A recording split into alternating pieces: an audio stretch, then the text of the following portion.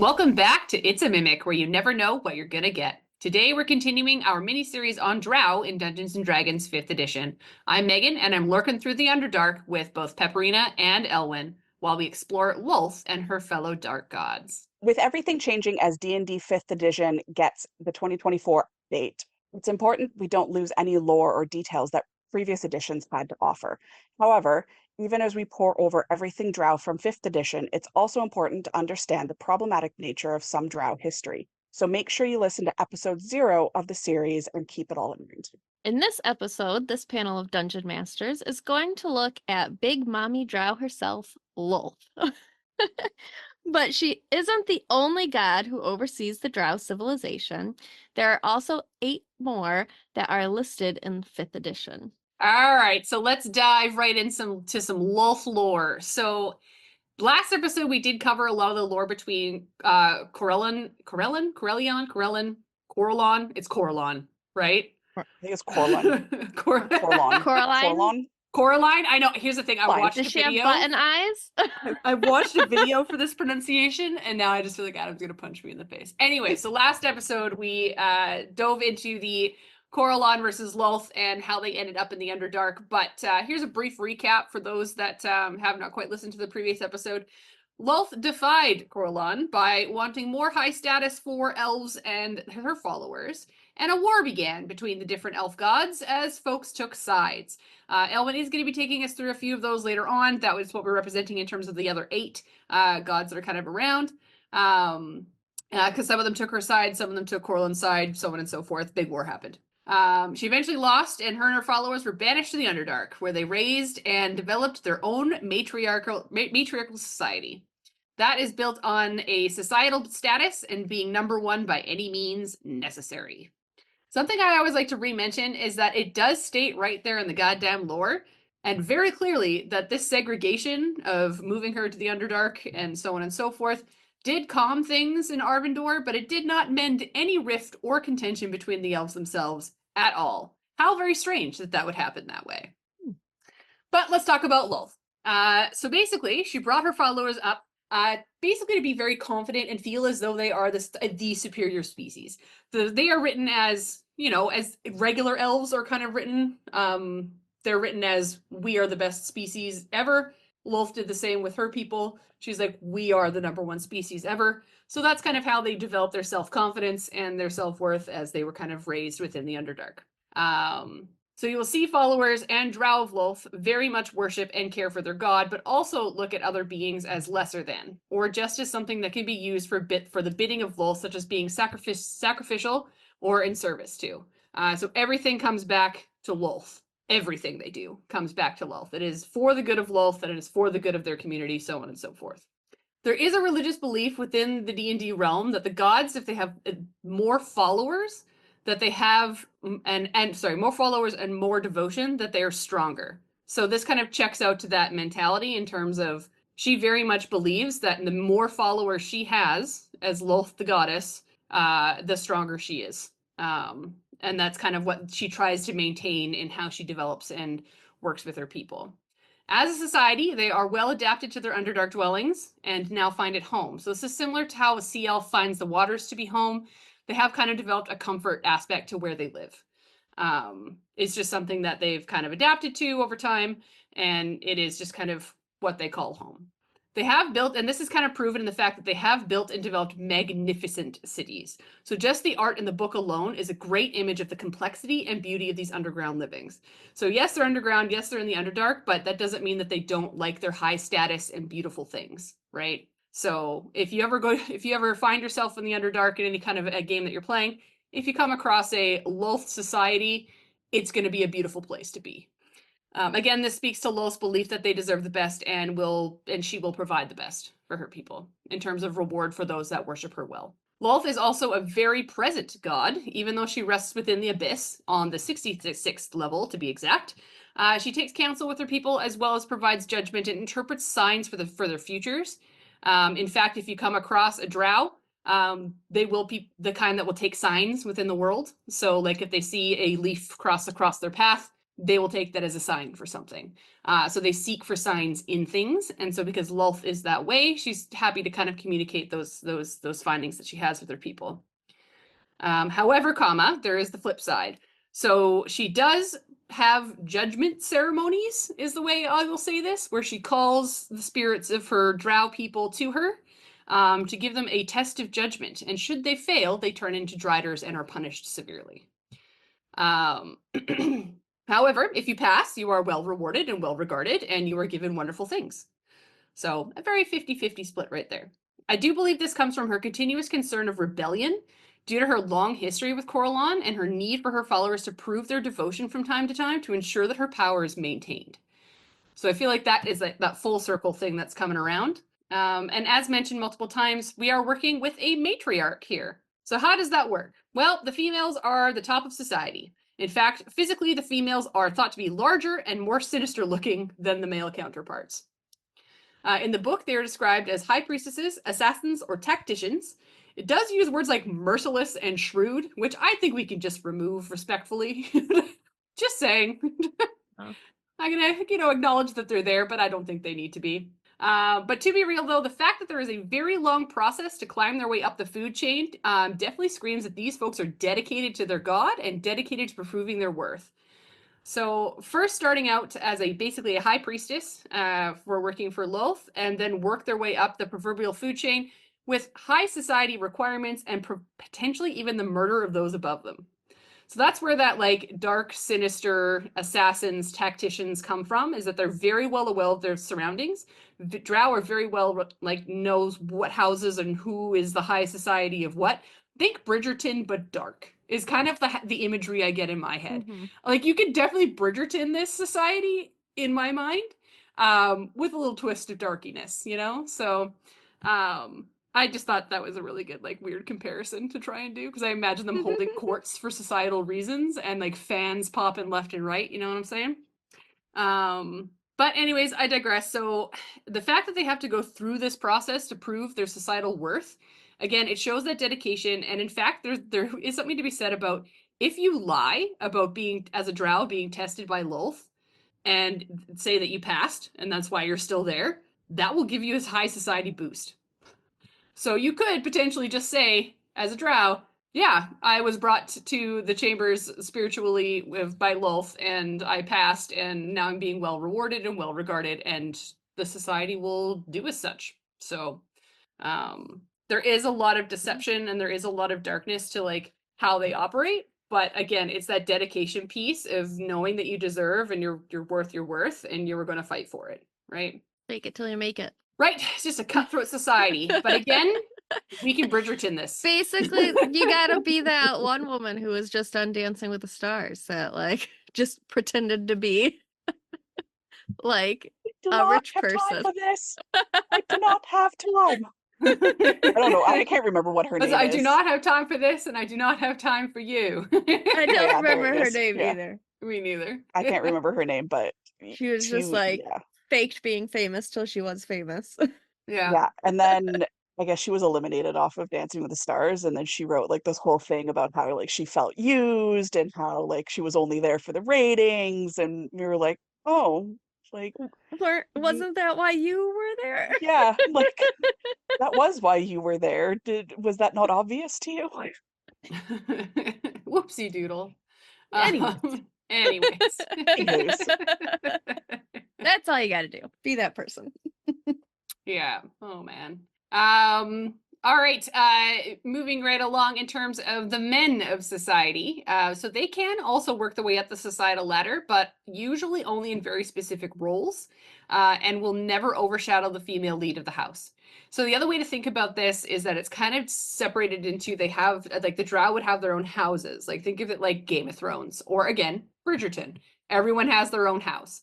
And if there is a man in the house that is working his way up the societal chain, perfectly fine. That can happen. Especially if they're handsome and well renowned. Again, I don't think that needs to be canon, but it's there. But if they prove their worth, similar to the way the females do, they can work their way up. But again, no matter what, within the household, the female will hold the power and the final say for anything. as previously mentioned, as I said, like each house does have its own standing within the community as well. And this is where a lot of like some of the contention between other Drow families might come from. Because if your house is more powerful than another person's house, you will sometimes try to absorb a smaller house or just flat out destroy it to gain your own amount of power. So the way that I kind of feel that this is that the society is built in the same way that Lolth sees the world. In terms of the more followers I have, the more high status I have, the more powerful I am. Therefore, the matrons that kind of work for Lolth and follow Lolth have that same mentality in terms of my house has to be the best house, and to do that, I will do so by any means, right? And then, of course, as I mentioned, men can work their way up in the household, but again, it's usually for smaller, mundane jobs or what have you. And if they do take over a house, sometimes they do take on the folks that they took over from that household. And again, I'm not going to ignore the fact that this is referring very specifically to slavery. It is very much a part of the societal, like, necessary need or for want to the best of absorbing what you can to increase your societal status, which comes back again to Lolth's belief that the Drow are the #1 species and should act as such with pride. So those are some of the main aspects of what it would be like to be a worshiper and a part of the Drow society in looking towards Lolth. But she does represent a lot of, again, fake it till you make it and do what you can to bring yourself up in your society and stand tall and stand strong. Because if you get there, then you have to hold that line, right? Mm-hmm. So, and that's where a lot of the negative like characterization of Drow comes from, is because they are pretty cutthroat, because they know that they are above you and they will make you sure you know that they are above you. But yes, that is technically the religious and or societal norms of Lolth and the Drow. Let us roll some dice in the dark and answer a couple questions. I didn't get my dice out yet. Hmm.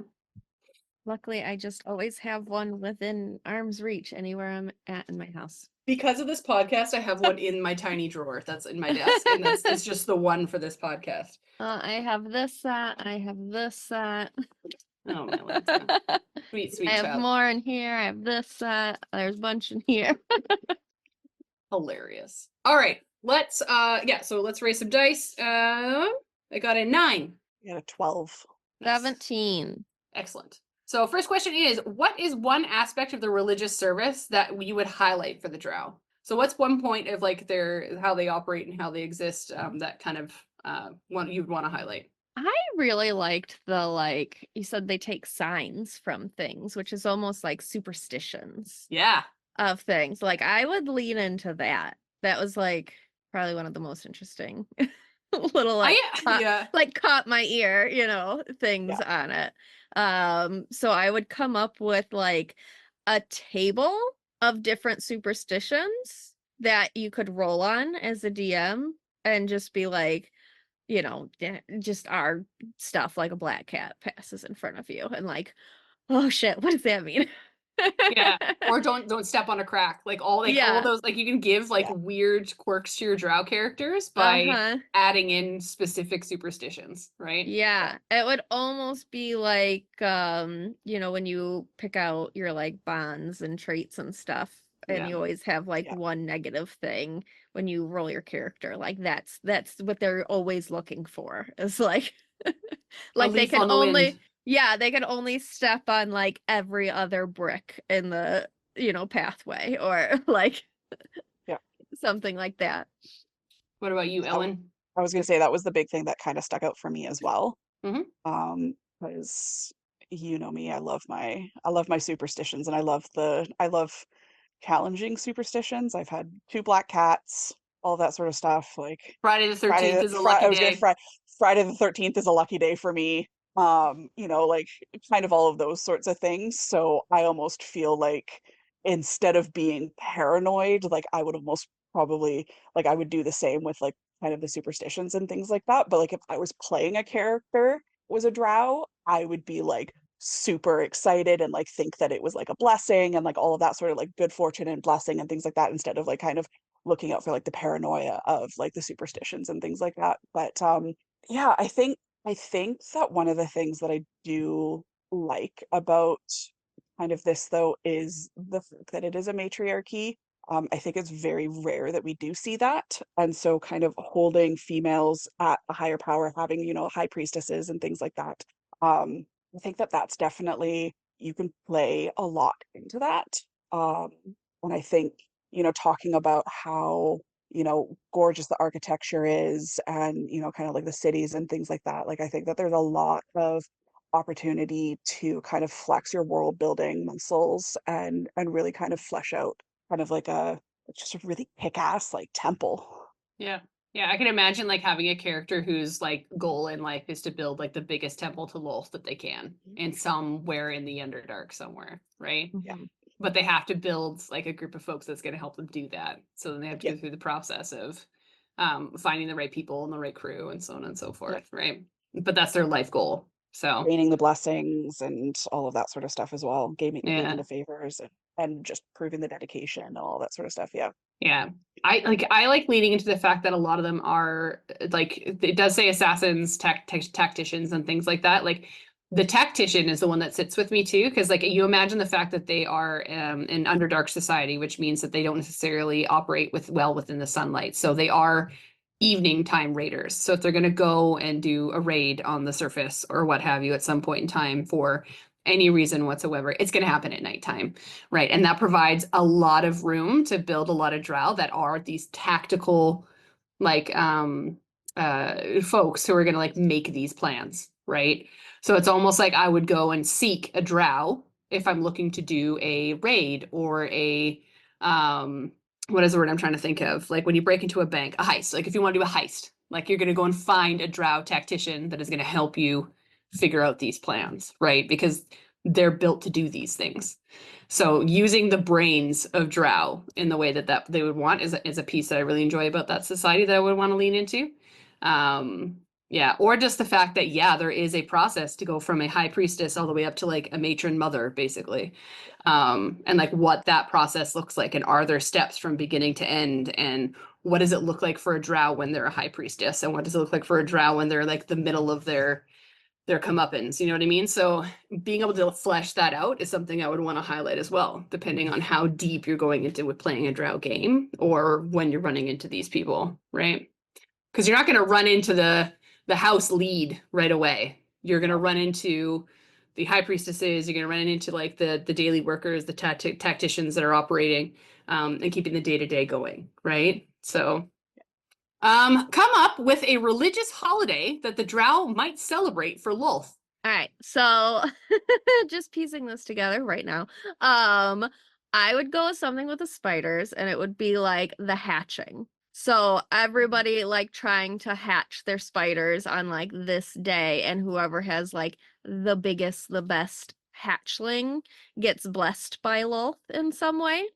And if you wanted to like connect your players on some sort of quest for this, they could have like a drow send them to where they know a sapphire dragon to be in the underworld because they hang out down there, and they attract giant spiders because it's their favorite food. So they're like, I hear that there are fantastic spiders over here. I need you to go collect their eggs for me so that I can get this blessing, and I will share this blessing with you if you do this thing for me. Yeah, so that's how I would That's really how I would cute. play that. And I had to bring a dragon into it somehow. Why the Underdark? It makes sense. There are dragons that live down there. So, like, and I feel like there would be some kind of a merriment between Lolth the Drow and this dragon because Yeah, and sapphire dragons. yeah. Mhm. So They both have that spider thing going on. do you think that they would live like synonymously, like together in some way, in some kind of like harmonious operation, or do you think they would be constantly at war? I think they could, because gym dragons are like neutral. Yeah. So they don't really lean good nor evil. It would be whatever benefits Yeah. them the best. So Fair enough. I could see them working with them. Yeah. What about you, Ehlwyn? What kind of holiday would you build? I was thinking like something would be, I don't know, I'm inspired by your whole like Bridgerton thing, and I'm like, You're welcome. they would hold a ball. Of course there's balls. Yes, there's Like, they courts. Are would, you kidding? like, straight up, like, poofy gowns and, like, bejeweled to the nines, and just it's in honor of Lolth, you wear your finest, and it's just you parade around your wealth, and it is just all about who's got the biggest and who's got the best and all that sort of stuff, but, like, I don't know, like, I don't know what you would call it, but it would just be, I don't know, like, It would be the spider court, or like yeah, something, yeah. or I'm trying to think of like a, because I know that there's like the nighttime court from fucking Oh, Akatar guitar, and whatever, but like it's not that, the like the night court Underdark, and the dawn court yeah, and the all of that sort of underground stuff. And court I or mean, like, whatever. they do go into under the mountain. It's Um, true. but yeah, it would just, I feel like it would just ooze opulence, and there would be, you know, offerings and things like that to Lolth. Um, yeah, That's it it. I want just, to run it that would game. We're just, doing it. We're doing a it would just court be of the like a, Drow. yeah, it would just be a big ass Regency ball. Yeah, and I do like the fact that it ties back into the fact that like it's them showing off their wealth, Yeah, right? yeah. So anybody can go, but it's almost like, do you want to go if you don't have riches to If show you and don't share? have it, yeah, exactly. Or do you find a family or a house that you attach yourself to so that you can go and show wealth? And then that's like almost leading up to this ball is like this big internalized battle of what house is joining what house to make the house larger. Uh, so taking There's like, out the aggressor part of it, but more of a alliances that are being created so that they can have more power within those households, so that they can arrive at court and be rewarded and get those yeah. rewards, right? But then there's also kind of like aspect of, well, these five houses are kind of holding their own ball because they know it's going to be the biggest and the best, and then they've snubbed all of these lower houses, Yeah. and they're not invited. I'm so glad we're So then, Bridgertoning the shit out of this. I was I just mean, like, I thinking about feel like, I was gonna say, I was just thinking about all the spells you could use to make yourself like look more expensive or better, like oh, prestidigitation. I was going to say There's prestidigitation, the glamours, minor illusion, yeah, major yeah, illusion, yeah. like, There's one, and I might be saying it wrong, but it's like increases or reduces value on things. I have used that mm, on Oh, people. commerce or whatever it is. No, yeah, like I forget what the exact wording is, but it's like increase, decrease, value, something. I have used that on people before. We were in a brothel, and he was our bard was dancing. is it distort Just value? distort value, yeah, yeah, There yeah. you go. Yeah, Yeah. yeah, yeah. And I used distort value to make him seem like a more expensive stripper. Amazing. I'm a high-end stripper. I am a high-end stripper. And So it lasts for 8 hours as well. So yes, yes. that's perfect ball time. But then there comes a point when somebody uses dispel magic and fucks everybody over. Yeah. 100%. Yeah. I feel like there would be like almost like something to do with like only thing that's coming to my brain right now is in Harry Potter when they go down into Gringotts, into like the vaults and things like that, and they go underneath that waterfall, and their like disguised self drops because it washes Washed it away away. all like illusionary magic and things like that. Like, I feel like Mhm. this society, for like a day that is all about showing off all of that sort of stuff, like there would be some sort of like wards where like as soon as you walked into an area, it just like essentially it's like a dispel magic ward, Oh, like placed kind of like on the perimeters and things like that. I could see the drow knowing that and Yeah, telling your party it's okay, you don't actually have to have an outfit here, just do this spell, yeah, and then your party walks in and it gets dropped and you totally, You're just immediately naked. like yeah. absolutely, Just because 100%. they're assholes and would do that. Oh yeah, they want Totally. you to look worse than they do. Like Yes. yeah. Yeah, So they're this the is it's pretty much Bridgerton and Mean Girls. yeah, basically. Yeah. Yeah. But we make it better. For me, the only one that really comes to mind that I would play into or want to do is I would have a judgment day. So instead of it just being that she calls folks randomly down to be judged, it happens on a very specific day. And so all of the drow within their cities congregate into a very specific spot and wait to see who gets called. and wait to see who comes back and who changes. And then it's a big celebration for those that are, and that's how that instead of it just being people can lie about it, you can't lie about it because it's happened ceremoniously.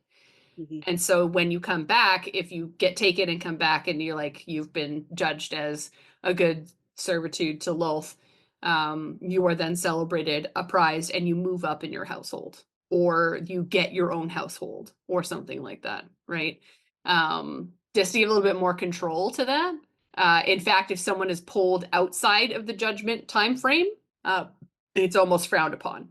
If you get pulled in for judgment out of alignment, it's actually uncommon and unheard of. So that could be like a really good story point start, that if your group has a drow in there and then your party walks down into the Underdark and goes to a drow city, it's not judgment day, but your drow has been called. And now your party is on radar because they're like, why is that drow being called outside of the judgment day? But, or it could just be a fun thing that you ended up arriving there on judgment day. So, but As soon as you said that, I thought Hunger Games. I know I'm And the channeling reaping. like Hunger Games. I'm Yeah, channeling. the Hunger Games and the reaping and things like that. Because definitely in that, like District 1, District 2, it's like an honor for them to be chosen for the reaping. Whereas, you're in the 13th, the 12th, 13th district, things like that. And you're like, You're dear worried. God, Yeah. this is a death sentence, pretty much. Yeah. Yeah, Because I could totally see that like hierarchy and kind of the honor or kind of fear that would come up about it. yeah, especially because in like a society where this hierarchy exists, where there are folks that are better than others, it definitely becomes a privilege to be able to worship Lolth in a large, grandiose way. Whereas those that are lower on the totem pole, we have to get creative with how they worship, right? So if you get called on Judgment Day and you're lower on the totem pole, it would get quite scary because you're like, did I worship Lolth to the best of my abilities with the tools that I had, right? Yeah. So it would become like a weird thing around there. All right, well, let's move right along. Ehlwyn, I'll pass the mic off to you. I believe we're going to talk about the other gods. Yeah, so we're going to cover the eight gods. Yeah, the eight god. Yeah, eight gods plus one. Because there's a little bit of a special shout out to another god. But kind of the eight gods of the Dark Seldarine that are outlined in Mordekainen's Tomb of Foes.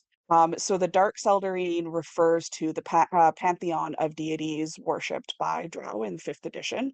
So each of these deities kind of reflects different aspects of Drow culture and beliefs, and they kind of all woven together create a pretty rich tapestry of motivations and ideologies.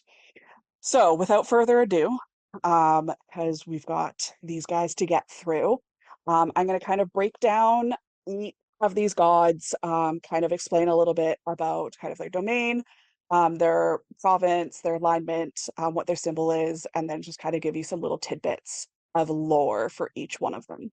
So first off, we have Gonador. So Gonador, his domain is war. His province is oozes, slimes, and outcast. He is chaotic evil. His symbol is a purple eye with a black sclera. So for the lore, Gonador is often known as that which lurks. He is a deity of ooze and subterranean horror. His actual form is unknown, but he is often represented as an ooze-like monster with lots of tentacles, or as a black eyeball with a bright purple pupil. Gonador is often worshipped by those who reject traditional Drow society and desire kind of more of like the raw, unrefined chaos of the Underdark. Worshipping this deity may come at a cost. Gonador does not dole out favors or fortunes for those who are devoted. Rather, he is random in his behavior and is just as likely to bring treasure to a lowly traveler in Underdark as he is to smite a priestess of his following. So next up is Kiaran Seli. So Kiaran Seli has the domain of death and the province of necromancy. They are chaotic evil, and their symbol is a drow hand wearing many rings. So Kiaran Seli is the drow goddess of the undead and revenge, often called the Revenancer. Some lore depict her as a fierce female clad in silver and translucent veils, while others as a banshee. Her followers often include necromancers and those seeking undeath themselves. Kiaran Sally has been known to favor these fervent followers by bringing them back as undead, but unlike other similar gods, she does not bring them back into lichdom, but rather as either banshees, revenants, or wights. I love that. You can come back, but as the shittiest thing on the planet. Have a nice day. Pretty much. Pretty much. It's like, I'll do this for you, but next up is Malik. They are the domain of Tempest and Trickery. Their province is Chaos, Rebellion, and Wild Magic. They are a chaotic evil alignment, and their symbol is a flame in a tear or a multi-hued vortex. So Malik is the embodiment of chaos and rebellion. Known for his influence on wild magic, he bestows his powers to mages almost at random and sows the seeds of chaos and disorder. He is seen as the god of rebellion because when a wild mage's true nature is revealed, they often have no other choice but to openly attack and create chaos. Most wild mages are put to death. Some forge alliances with those that can be manipulated and bribed. Others become outcasts, and a small few rise to positions of power and devote themselves to law or do law. Fourth on our list is Selvertam. Silvertarm. Selvertarm. They have the the domain of war, the province of warriors and slaughter. They're also a chaotic evil alignment, and their symbol is a spider over a crossed mace and sword.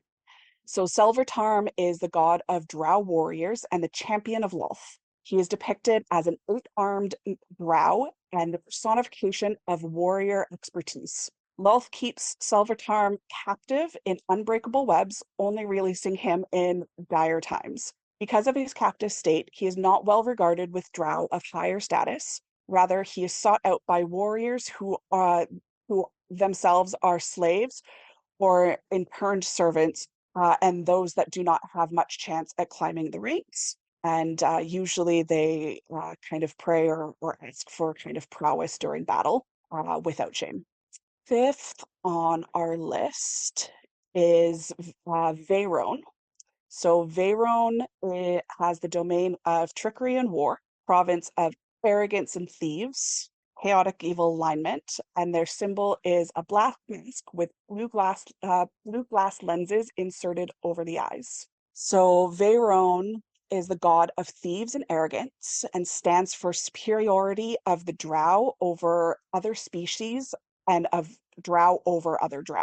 He widely condones the arrogance of Drow, favoring those who take what they want from who they want whenever they want. Followers of Veyron aren't seen in public without wearing a mask. This is mainly because Veyron is never portrayed unmasked, also partly because the privacy this brings. Sometimes it's valuable to have when challenging societal structures. Sixth on our list is Zinze Rain. They have the domain of trickery, province of assassination, illusion, and lies. They are a chaotic neutral with the symbol of short swords draped with cloth. So I'm gonna keep tongue twistering this one. Zinzarina is a chaotic goddess associated with assassination and illusion and lies. She represents cruelty, stealth, misdirection, and survival, and in some ways is a contrast to Malik. In some stories, these two are portrayed as either siblings or as lovers. In other stories, she is Lolth's daughter that was kidnapped away and hidden with illusionary magic. The worship of Zinzarina, is passed down through folk tales and rituals because her faith has no place amongst the higher Drow. As a result, those that follow her are often of modest social status or worse. There are, however, a few nobles that do enter into worship. Once discovered, those traitors are often cast out of their houses, but often become leading figures of Zinzarina's cult of followers because of their higher education and their political experience. Seventh on our list is Aliz Trai. They have the domain of life, light, and nature, province of freedom, moonlight, and song. They are a chaotic evil, and their symbol is sword-wielding, dancing female drow silhouetted against a full moon. So Isle is Tree is a benevolent goddess of good drow, representing hope, redemption, and the pursuit of the pursuit of freedom. She advocates for harmony with the surface world and is seen as a guiding light for drow seeking to escape the dark legacies of their kin. She is not commonly known amongst the drow, however. This is in part because of the matron mothers of the most powerful houses guarding the scrolls that document her existence. They regard uh, Isla's tree as the antithesis of Lolth and an enemy that would spirit away those who worship her. Eighth on our list, and the last that's outlined in the pantheon in Mordekainen's Tomb of Foes, is Tolo. Tolo's domain is nature and trickery. The province is beauty, hedonism, and fertility. Alignment is chaotic evil, and their symbol is a mushroom. So Captolo is personified as the ideals of what a male drow could be. He's handsome, stylish, witty, hedonistic, flirty, and sought after as a lover. Tolo is worshipped by ambitious males who hope to emulate him. However, Captolo is also known to be a whisperer of rumors and dangerous due to the subtle aspects in which he could assassinate someone. Captolo resides along with Lolth in Dominion, in the Demon Web Pits as her consort. Lastly, this is a bit of a special shout out. So this is a special shout out to Volcor, who is almost exclusively worshipped by tribal drow on the Eberron continent of Zender. So Volcor is a scorpion deity. Their world's kind of equivalent to Lolth, that is thought to be of the form of the mockery, part of the Dark Six. Volcor is sometimes depicted as a giant scorpion or as a hybrid creature with the head and arms and upper torso of a strong male drow and the lower body of a scorpion. So like a scorpion centaur. Some who worship Volcor will use scorpion venom to tattoo themselves, leaving white scars etched into their skin. Drow of other worlds tend to know little about Volcor, and those that do view him as lesser to Lolth and the weakest of all of the Dark Seldarine deities. So if we do believe that Volcor and the Mockery are one of the same, then he would have a domain of trickery and war, province of betrayal and bloodshed. He would be a neutral evil alignment, and his symbol is an obsidian tower. So that's just a very brief overview of those 9 deity. There is a lot of really good lore that's outlined in Mordekainen's that would be too much to talk about here. Yeah. But a lot to work with. Yeah, and it's interesting that their domains cross paths. Like there's multiple Yeah. lore, multiple trickery, so on and so forth, right? So I think that's a very interesting aspect to dig into too. But all right, well, let's raise some dice and I'll ask some questions for you. Also, shout out to you for getting through all those names. Dude, the Ehlwyn nonsense. VIP of this whole episode. Those were a lot of names, and That was a lot of names. shout out to Adam for phonetically spelling them out for me. Shout out to Adam for not giving me that section. Yeah. Again, it's the Canadian accent that we gotta like throw Yeah. on these things. All right, ladies, what do we roll? I got 12. a 15. We got a 17. Nice. All right, so the first question from today's act is, which one of these gods is your favorite and why? Ooh, okay. Yeah. I kind of love them all because they all have kind of different, like they're all so different, even though their domains have a lot of overlap. But I would have to say I love Zinzenria, who is the chaotic goddess associated with assassination and illusion and lies. Yeah. I don't know, like illusionary magic, assassin, all of that sort of stuff. Like I just she seems pretty badass, and I feel like you could really, if you have a rogue or even, like a ranger or something along those lines, like or I mean, you could really any class could kind of touch base on her. But Yeah, but you're looking at your sneaky classes, right? yeah, you're So looking at those your are the ones sneaky they're going to be classes. worshiping. Yeah. Mhm. Yeah, you're looking at your bards, you're looking at your rogues, your rangers, things like that. Um, Yeah. like I'm thinking like Gloomstalker Ranger type Mm. Yeah, I would can hear very that. much be all about her. Um, yeah, I don't know. I think that because there's different aspects to her lore of like, is she Malik's sister or lover? Is she Loth's daughter? Like, I feel like you could play a lot of that, and there's a lot that you could build out. If there was ever kind of interaction either between this deity and a player or with Lolth and a Mhm. player as well. Yeah. Mhm. I think because she's like into the trickery domain of things, she would allow people to believe all of those rumors. Yeah. Totally. Like nobody would actually know the real, like they would come to her and be like, I hear you're this, and she's like, oh yeah, definitely. Absolutely. Yeah. Yeah. Where did you hear that one from? I'd like to give them a round of applause. Yeah. Tell me more, please. Amazing. At first, my favorite was Keptolo. Keptolo. Yep. But all I could think in my head was that it was just a sassy man that had all of the 100%. secrets in his hair. You know what I mean? Like that's just what I 100%. imagine when I think of this person.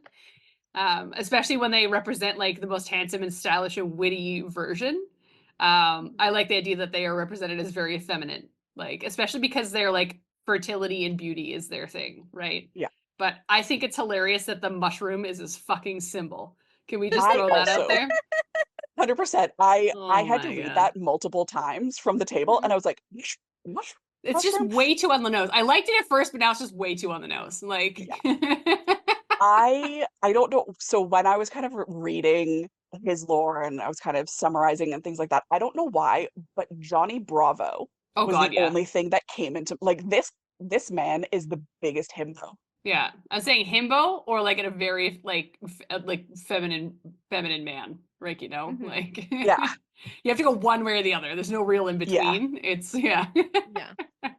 But at the end of the day, my actual favorite one is Veyroun, just because I like the symbology of it. So it's the trickery, and then the symbol is the mask with the eyes, and that Yeah. if you worship them, you're not seen in society if you are wearing a mask. Yeah. So I imagine that if there is a court or a ball that is occurring It's gonna be a somewhere, masked ball. it's going to be a Masquerade. masked ball, and you don't know Mhm. who worships this god or not, right? And I think Yep. that's just a really cool thing to play on, especially if you're falling into our rendition right now on this episode today, which is let's Bridgerton the Bridgerton. shit out of this. Yeah. Don't worry, I'm gonna bring another show into my section. So Great. I Absolutely. love that. But what about you? Who's your favorite, Peps? I think Malik is, and I love that we all picked somebody in the trickery domain. Yeah. I think that But speaks like to our character. the Chaos Rebellion and Wild Magic got me because I mean that's how I D&D. It's just like chaos most of the time. So yeah, and I love anything with like wild magic and you never know what's going to happen and all of that kind of stuff. So Unpredictability and mhm. yeah. Yeah, always keep the DM guessing. Yeah. I do also really like Malik, and I kind of like the way that it's like, they're gonna rise to, higher positions of power and things like that, and they're gonna devote themselves to Lolth. What do they actually really? Because they are really devoted to Malik. And Mhm. and so it's I yeah. Yeah. Amazing. If you guys listen to Undead, you know that I love the chaos as It's well. true. It's Yeah. very ingrained in who we are as Yeah. people now at this point, so it's Yeah. fine. All right, next question. Come up with a religious holiday that the Drow might celebrate for one of the Dark Seldarine. So, Well, I think Ehlwyn. you already touched base on Veyron's masquerade ball. Masquerade Ball. Uh It's a yearly masquerade occurrence. ball. Yeah. Um but what do we have? Feel like Bonador, the like the purple eye, the black sclera, or like the oozy monster. I feel like you could do something really cool with that. hmm I don't know, like it gives me like stereotypical Halloween vibes. It's like I mean, it gives me beholder vibes and it also gives me stereotypical Halloween vibes. But I just feel like you could very much do something along those lines where, you almost like a Day of the Dead type. Um, he's also very much about the chaos and things like that as well, Mhm. unpredictability and chaos and things like that, but kind of, you dress up to look like him type thing. So if that means, donning a mask that is just like a cyclops eye, your face is an eye, dressing up it like that, or just reaping chaos wherever you go Mhm. and Yeah, man. things like that. Mhm. Could do that. There's a lot that you could do for a lot of these guys. I think the tricky thing though is that these deities are supposed to be seen as less than Lolth. So how do you hold religious holidays and ceremonies and things like that without pissing off Lolth? Yeah, it's a weird societal thing, but I think it's almost like because they are a branch off of her Mhm. worshippers, technically, Mhm. that like Kind of. worshiping them worships her. It like is how I Yeah. see that full circle coming back around, right? I feel like And you would you'd have have to to have like some aspects to honor Lolth as well as the other deity that you're kind of honoring in the religious holiday. So it's kind of this and Lolth. that just reminds me of like at kids' birthday parties when like the one kid can't handle that other kids are getting presents, so you have to get one for them too, so they Yeah, don't freak out. 100%. Or I It's was thinking that kid. the one kid that freaks out that you don't get to blow out the birthday candle, even though it's Yeah. not their birthday. Yeah. Yeah, Yeah, it I kind of think is like giving that. Yeah. you'd have to be very careful that like whatever these holidays are not bigger than Lolth's Yes, Well, holiday. that's the thing. exactly, and Yeah. I Yeah, think that that's like the thing is that it's not bigger than the Lolth mhm. holiday. It's not bigger than her, magic ball or whatever we end up doing, Yeah. Yeah. that sort of thing. Like yeah, I'll let them have one, but it's not going to be as good as It's mine. not as great as my night Mhm. court. Get out of Yeah. here. Um, One that I thought it was for Volcour, which is like I know that's kind of like the special additive, but it really stuck out to me the fact that like they tattoo themselves with scorpion venom. Yeah.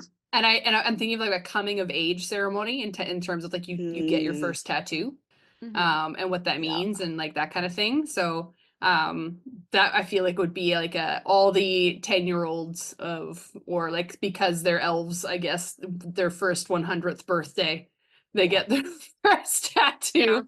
Yeah.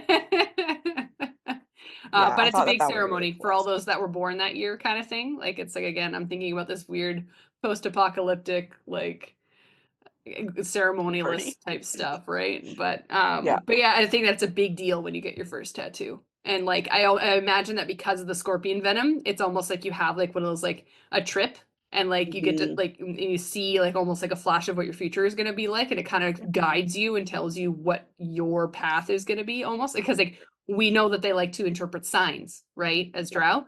So I feel like that's a big piece. Is there'd be a big ceremony where they get their first tattoo and then they have like their first almost like trip in terms of Yeah. seeing what their future is going to have to hold. And I think that would be a really cool thing to run in a campaign in a game. Yeah. Yeah. Yeah. Yeah. That I would be like it. amazing. Yeah. Mhm. What about I you, do Beth? like playing with like magical tattoos and stuff I do in love a good magical D&D. tattoo. Yeah. Yeah. So I was looking at Elistrea and just her symbol of the sword wielding Mm, dancing female drow silhouetted against the full moon. hmm. just just one day a year they, the females go to the surface and dance under the full moon, Yeah. Yeah. and have like a ritual under the moon to, continue to bless them. Yeah. Just a good naked dance in the moon. Yeah, and because like they're because the way this one is written is that like she's not commonly known amongst the Drow. Yeah. In part because the matron mothers of the most powerful houses guard the scrolls that document her existence. So there's not gonna be Yeah. many followers of this god, Yeah. but those that are just congregate at full moon time and Yeah. have their dance in the full moonlight.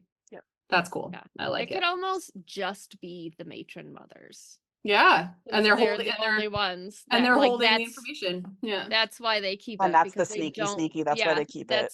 Mhm. that's why they don't want the others to know because like it Yeah. gives them some sort of power or they believe that it does to Yeah. made them this. So like they Yeah. might take their predecessor up one day like Mhm. to teach them the way, but it Yeah. would be a very like secret society. It's like a dancing in midnight a society ballroom. kind of thing. It's Yeah. it's an above ground midnight society. It's hilarious. Yeah. All right. That's it for those gods. So, Pepperina, what do you got for us? All right, so naturally, as any god would, Lolth has a devout following of priestesses. Not just any drow can become a priestess. This is an honor reserved for only those with noble blood. Training to become a priestess of Lolth starts at birth and is only for the females of the family. These priestesses are given a great deal of power and influence as they execute the Spider Queen's will. The most powerful of the priestesses are the matron mothers of each house. Their lives are spent balancing this power and running their families. I will note in research I did outside of the monster manual, because we only get about 2 paragraphs in the monster manual. It sounds like there is constant power struggles amongst the priestesses, and they're often found fighting each other for power. It sounds like in past versions and other D&D stories and lore, these are highly brutal and manipulative followers of Lolth. Looking at their stats, they're very similar to other drow types, with just a few unique additions. They have a CR of 8, and it's noted that they were scale mail, which gives them an AC of 16, and they've got an average HP of about 71. All their stats are average or above, the lowest being strength with a +0, so just straight average strength. And then their highest is charisma with a +4. Everything else just sort of is between there. Nothing terribly exciting with their skill saving throws or senses. They're all pretty much what you would expect. Dark vision, high stealth, all that kind of fun stuff. They have fate ancestry, sunlight sensitivity, and innate spell casting like most other drows do. I'm going to quickly run through their list of spells because it's rather long. I think they're like 10th level spellcasters, so they get quite a bit. At will, they can do dancing lights. Once a day, they can do darkness, fairy fire, and levitate, but only on themselves. Their cantrips are guidance, poison spray, resistance, spare the dying, and thaumaturgy. Then they have animal friendship, which I found kind of interesting. I would assume that's for spiders. Yeah, I'm gonna say it's probably a very specific Underdark animal group. Yeah. Yeah. I was like, interesting. Okay. Cure wounds, detect poison and disease, ray of sickness, lesser restoration, protection from poison, web. That's very on brand. Conjuring animals, they can conjure 2 giant spiders, dispel magic, divination, freedom of movement, insect plague, and mass cure wounds. I also find it interesting they have so many healing spells in there as well. As far as their attacks go, they get 2 scourge attacks. That's just your basic melee attack. Nothing super exciting. It does piercing damage and poison damage. Then once a day they can summon a demon. They attempt to magically summon a Yoklal. Is that what we decided that word was? Yok Yoklal. Yok, Yok yok, yok, Yok Yoklal. Yoklal. Yaklal. Yoklal. They can attempt to summon a Yaklal with a 30% chance of success. If it fails, then they take 1d10 psychic damage. Otherwise, they summon this a demon. It appears within 60 feet of them. It acts however the summoner wants it to. Goes away if they die or if they dismiss it. So it's interesting they can only do that once a day, and they only get a 30% chance of success on that. Yeah. I Yeah. mean, So I said that I had another show to bring into this. With all of the sort of like infighting and then being the highest of their house and stuff, it gave me like Real Housewives of Lolth vibes. Oh my god. Oh my god. Oh my god. Right? 100%.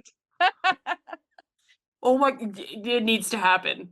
Someone, I hope that someone has made a comic, a video, something to represent this, because that would be absolutely fucking amazing. Holy You just shit. have like the break off interviews. Mm-hmm. Mm-hmm. I have for a long time wanted to do like a Real Housewives D&D session, like a stream that you pre-record and then you have people go back and do like little interviews and stuff. And I think Oh this my would be the god, yes. perfect. Yeah, and just have The those like Oh my perfect. sidebar. god. Yes. Like, I can't believe that she did that. You know? Yes. Oh my god. Or just have the narrator above it just being like it like where she's just like, I'm only gonna have one drink when we go out today. And then the narrator is just like, she indeed did not have only one drink that night. Like oh my god. That's it. That's the only inspiration we need from this. I don't know what That's we're it. gonna say after that, but we Yeah. might as well raise some dice and start talking about other things. How do you top that? I don't know. Now I have to think of a better idea because my ideas suck now in comparison. I have no thoughts in brain after that one. 16. I rolled a I got a 15. 3. Nice. All right, well, Peps, you're first. So let's kick it off with some role play tips here. Well, I would role play them like the Real Housewives. Done and done. Yeah. But like you could, Canon. because there's so many different houses and stuff too, and they're all seeking that power, and it says that they're like brutal and stuff. But I think brutal for women can be very different than brutal for men. Correct. And you Yes. could get very mean girl. It doesn't have to be violence, bloodshed, stabbing, like straight out. No. Like I challenge you to a duel. Oh yeah, this is It high would be society. Yes, it would be very manipulative, like underhanded, secrets in the shadows, rumors being spread, ruining their lives from the inside and then watching them fall. Yeah. Type like brutal, like Mean Yeah. Girls, Real Housewives, like One of them has a burn book somewhere, but it's actually just like their book of spells. Yeah. I've always said that where like men are physical assassins, they would rather get into a boxing ring. Women will mentally and emotionally destroy you. And Mhm. that's really our boxing ring. And I could definitely see that with these. Yeah. No. Very much so. My roleplay tip comes from the fact of like how would they interact with like Lolth and others in Drow society. Not so much just like being versus each other in the society, but more along the lines of like everything that they do goes back to Lolth. So Mhm. even if they are being a shitty person, or even if they're being a good person, or like it's always like I'm doing this in the name of Lolth, right? Like there's everything, the reason for what they're doing is because of Lolth. So it's kind of like how we as D&D players sometimes say it's what my character would do. Yeah. But Lily, you're just being a dick. Yeah.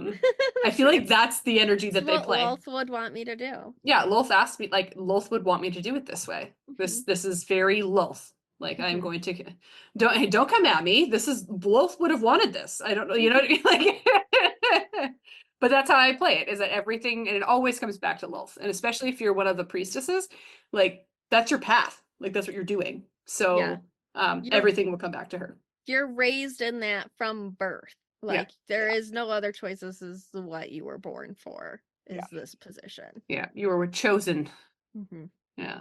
What about you, Ehlwyn? Oh, I was gonna say, I think you could definitely, because they are raised in it since birth, you know, it's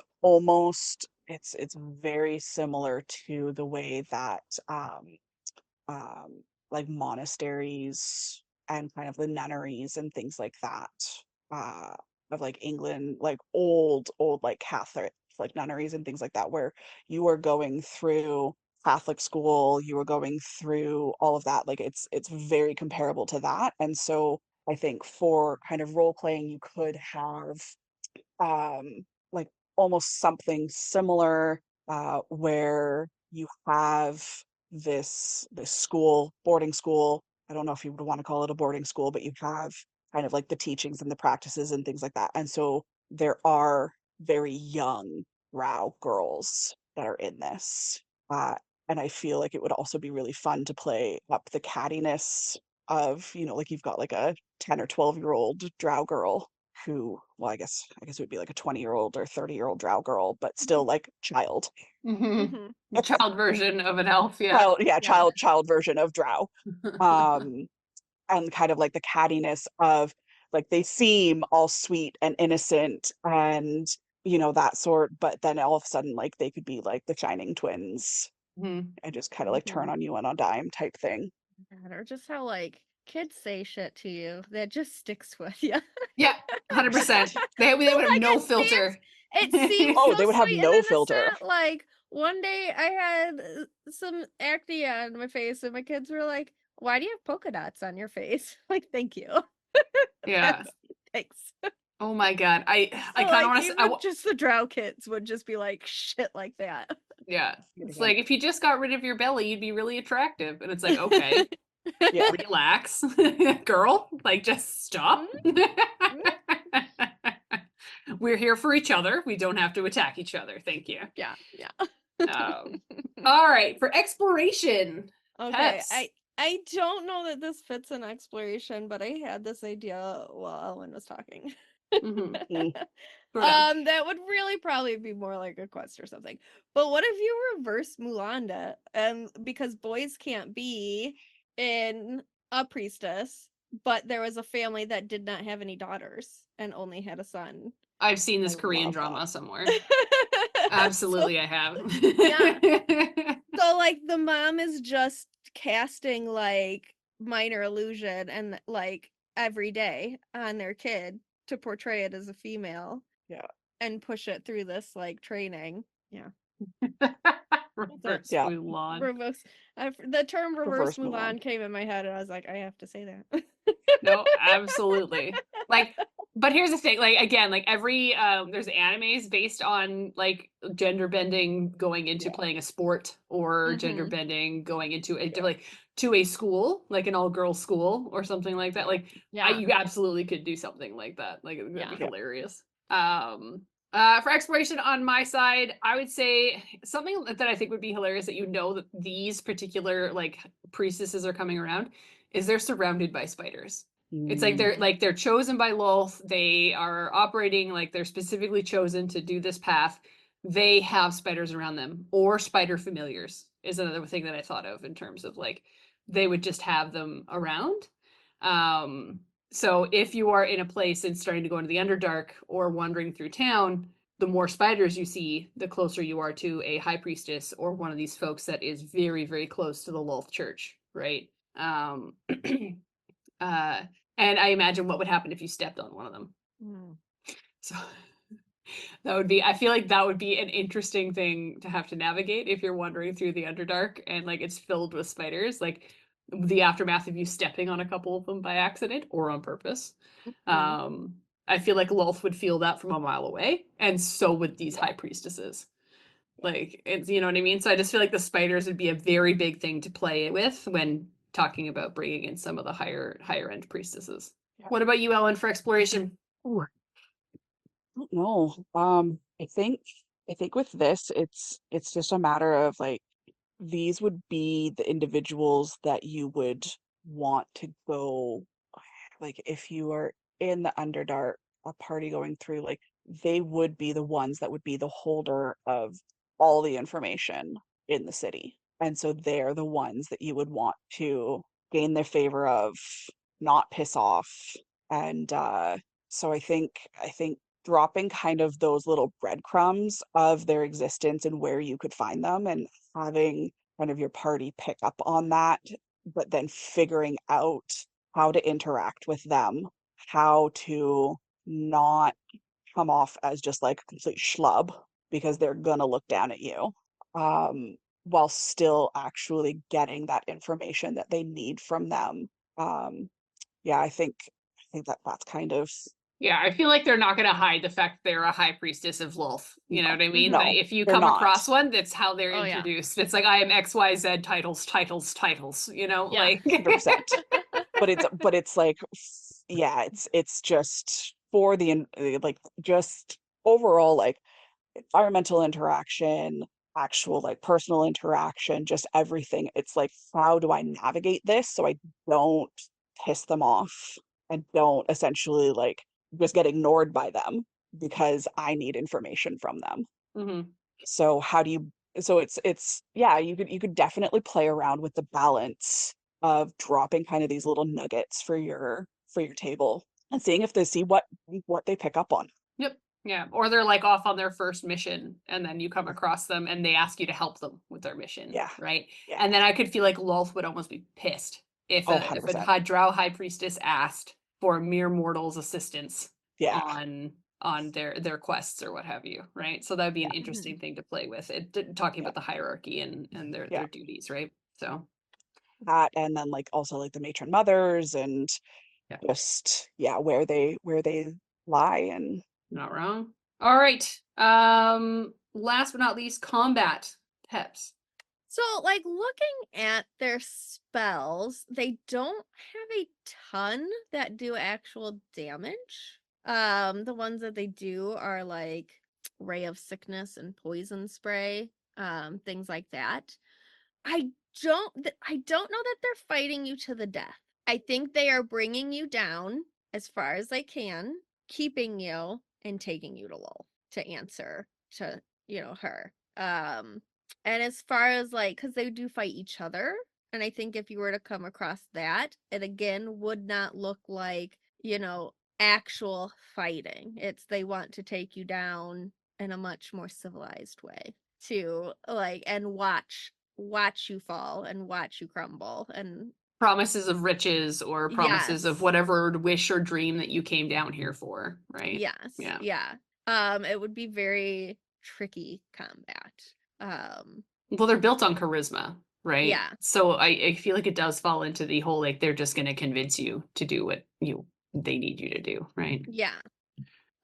So yeah, like I don't see them like fighting very much. I think they would be bringing you down little by little, piece by piece, or just capturing you with their like they can conjure two giant spiders. They can cast web. Like they can trap you and then take you. Yep. Just call the spiders to come and get you if they want you to, Mhm. right? So Yeah. yeah. Also like looking for their spell list, like from my perspective, the ones that like stick out to me, weirdly enough, just from like a role playing and attacking thing. The fact that they have thaumaturgy, so just bellowing loud noises and doing other things within the tunnels to scare you so that like they'll probably know that you're coming before they know that you're there if you're one yeah. if as the Drow priestess. So they're gonna make noises to scare you to move you in certain directions. You know what I mean? Yeah. Like that's the like especially in the tunnels of the Underdark, that is definitely a tactic that I would use as one of these is that they're trying to guide you to a very specific place because they don't want to fight you, but they're going to guide you to some place where the assassins are. Mhm. Right. One of the other ones that stuck out to me was divination. So it really just brings home the fact that these folks are very superstitious and they do have this idea of they can predict things because of their connection to Lolth. Right. So I would almost want to play that up that when they Yeah. meet you, they know something about you or they know something to do with your future or your goal. And you never told them your goal, but they know what it is. Or they suspect they know what it is, right? And so Mhm. the fact that they knew something about you immediately makes in my player brain, if somebody knows something about me, is usually probably because they are more likely a friendly than an enemy, to convince you not to fight them and take you into the pits of their cities, right? Mhm. So, because yeah, I agree. I don't think they're built to fight. They're priestesses. They're built to worship and have spells that will keep them safe and keep them alive in the name of Lolth, Mhm. but definitely not the ones that are built for doing the attacking and do the killing and do the sacrificing, if that makes sense. Yeah. Yeah. They're gonna organize the sacrificing. They're not gonna do Correct. it. Yeah. They're going to convince you that you need to be sacrificed. They are not going to do the sacrificing. Yeah. So, anything to add, Ellen? Um, I think the fact that they've got insect plague as well, even though even though description of spell for insect plague is locusts, I think you could definitely for this, like when it's like I guess when it's spider season in certain areas, and all of the egg sacs finally burst open with all of the little baby spiders, and Ew. they're just essentially flying through the air to Mhm. all of the like that's what I'm envisioning for Ugh. insect plague is just a bunch of these is just like essentially like a sphere of spiders that just surrounding you, and to me that is horrifying.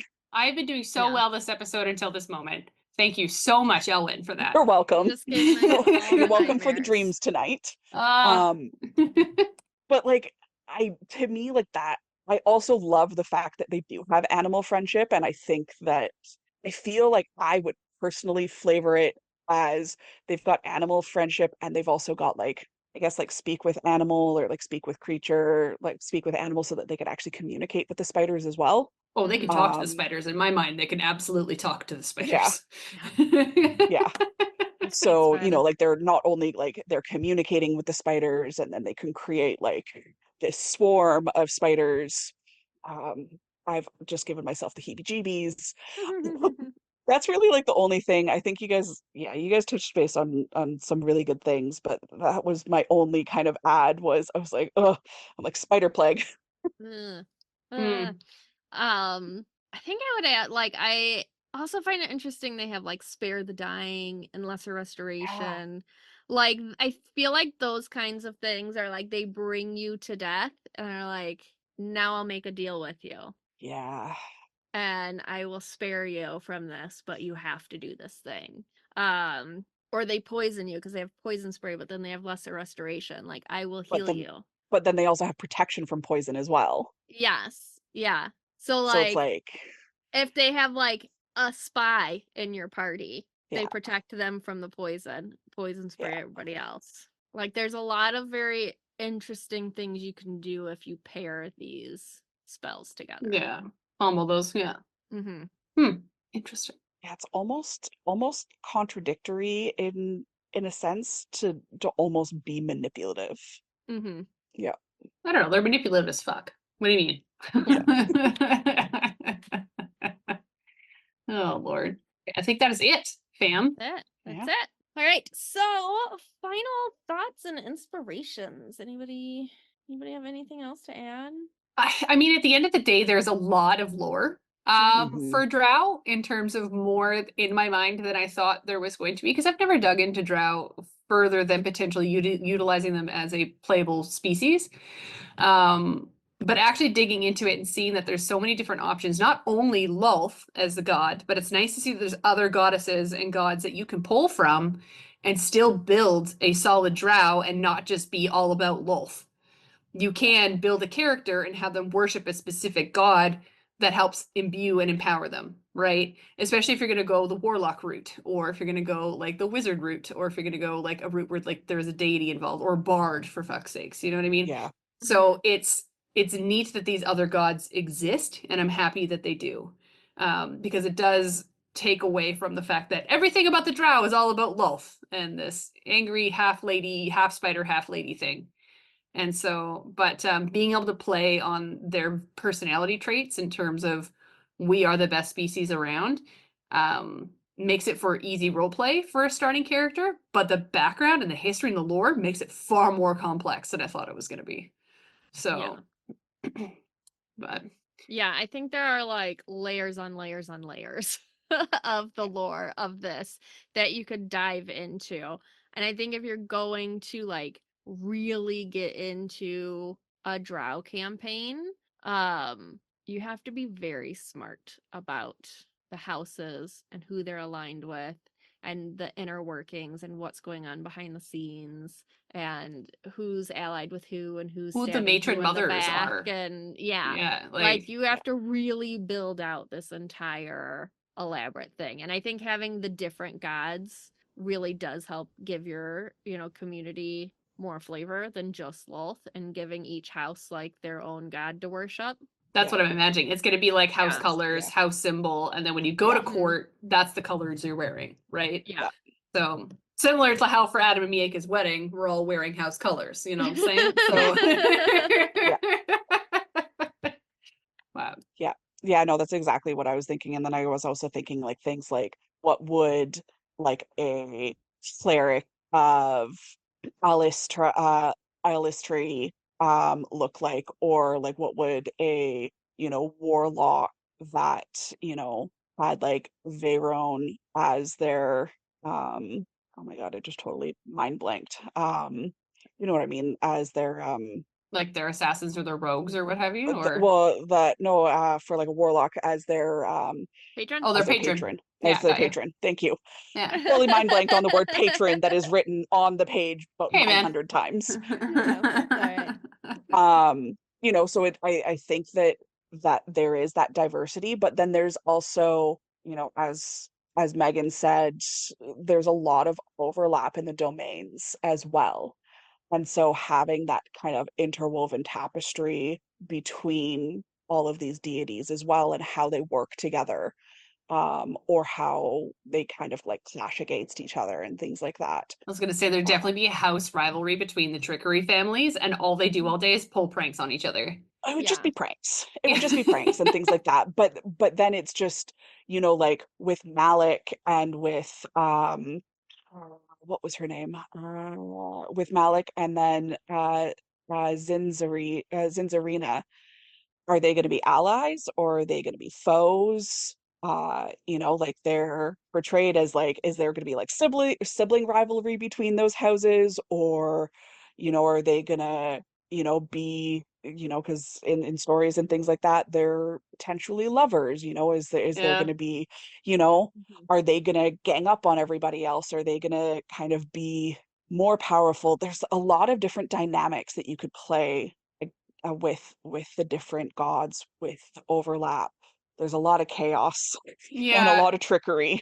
And the other hard part for me is like because it triggered me when you said like the Illustrai, or like her, when you Yeah, read her thing, like yeah, her, like she's life, light, nature, she's the hope for seeking harmony at the surface of the world, all these things he's screams cleric and positivity to me until you 100%, read that they're chaotic evil. Yeah. 100%, And it's like, 100%. what? They're chaotic evil, but it's also like they are the opposite. They are the antithesis of Lolth. Yeah. They stand for everything that she does not. And when you have a society that worships Lolth, to have this deity, it would be really interesting to have her as the patron of a warlock. Yeah. I feel like you could do a lot with that, because warlocks kind of outside of the Underdark, you usually have dark patrons and things like that. So this would be, I mean, to the Drow, this is a dark patron, even though it's a patron of light. Yeah. It's very interesting.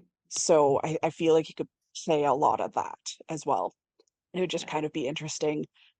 Yeah. That's all for the discussion on Lolth and the Dark Seldarine in D&D 5th edition. Please take a second to engage with a like, follow, comment, and review to help push our engagement. And don't forget to subscribe to find further inspiration for your campaigns. If you'd like to support us, we have a store with some merch and a donate button on our website, itsamimic.com, as well as a Patreon.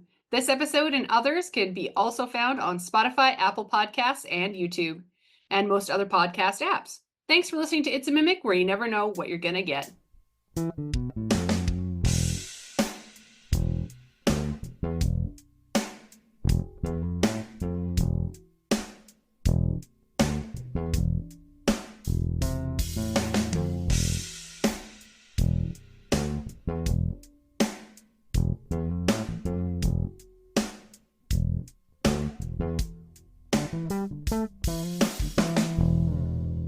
I like how Adam took www dot out of the script because he knows that I say it every single fucking time. You're welcome. If you write sits, I say it. Totally. 100%. If you write it, I'm going to say it. I say that now, but now he's going to write dicks all over a piece of paper, and then that's going to be what our next episode is. That's what all of our vampire episodes were. You're not wrong. I like how it says it's a Oh my God, that comment. Oh, Is this just man. going to be a horny episode? They're all horny. Of the Warning. horny all horny. episodes. Like, this warning is coming too late because this series is going to come out much later than they're going to Much listen to later. them. But Yeah. that one is all horny. This one will be, I feel like Yes. Drow is going to be a lot less horny and more like, Yeah. let's make this matriarch work in a way that's good for us. Like, Yeah. Yeah. This one's gonna be more girl power. Yeah, This is going to be. this is the So that's- real housewives of the Drow, you know? Yeah, Like- yeah. Going to take bets on Spice Girl references. Oh, at some Throughout point, I'm sure this. there will be. Yeah. But yeah, you could definitely say that this Yeah. is just Elven nonsense, and this is what I think it sounds like. Have a nice day, and come at me in the comments with your Yeah. proper Elven pronunciations. In the Midwest, we say it like this. I'll blame it on the Canadian accent. Oh fuck yeah, bud. We should try and say all of them in what a Canadian accent would be. Absolutely not. That'll be okay. We could do it at the end when it can be edited out.